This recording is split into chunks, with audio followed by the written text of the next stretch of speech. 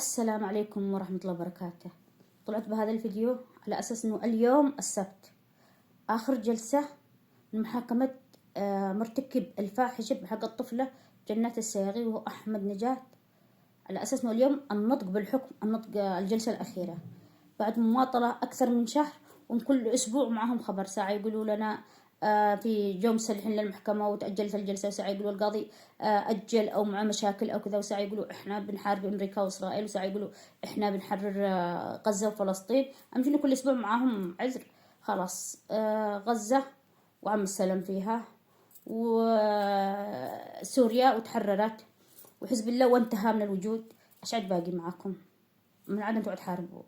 انصفوا لنا الطفلة، انصفوا لنا الطفلة. طفل 7 أشهر بتعاني نفسيا وجسديا.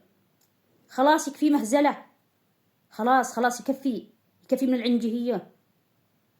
لا متى عجسوا هكذا، لا متى تعبتونا معاكم بسبب حقكم الكذب والحقد والغل.